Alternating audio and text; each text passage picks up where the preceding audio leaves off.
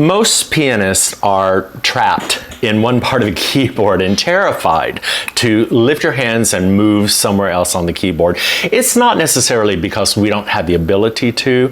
We're trained and we're so caught up in the physical music that often we just don't give ourselves permission to move around the keyboard.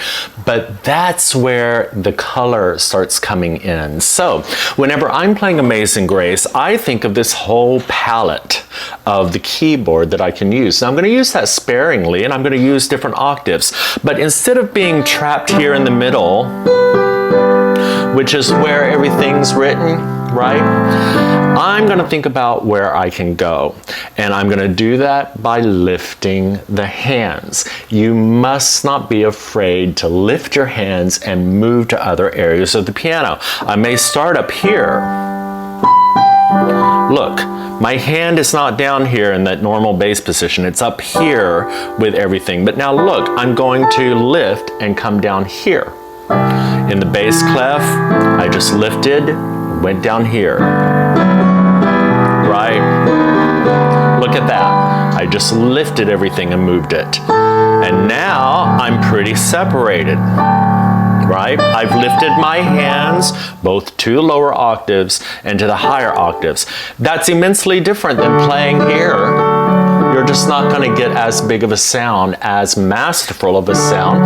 But this is where we want to stay. We want to stay right here unless we particularly are doing something that moves us up there. A lot of that is musical training, right?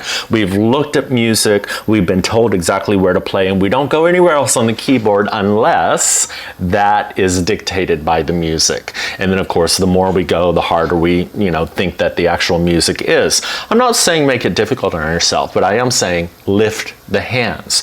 One way that you can absolutely practice this is just lifting the hands on every beat where there's not necessarily melody. So, just in simple terms, just play the same chord somewhere else, somewhere else far away, all the way up here, back up to here, all the way up.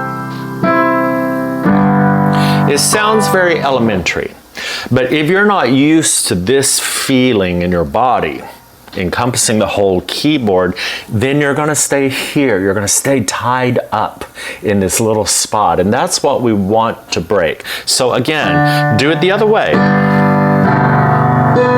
This is not about sounding nice, it's about moving.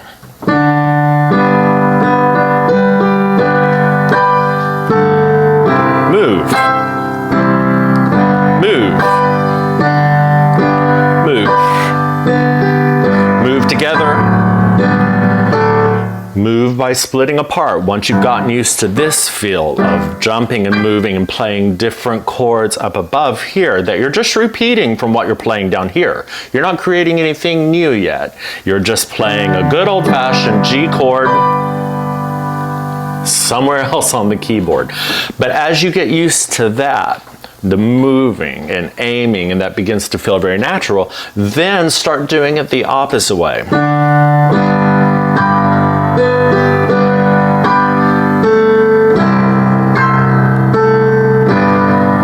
Right? So that you get a feeling of this and motion.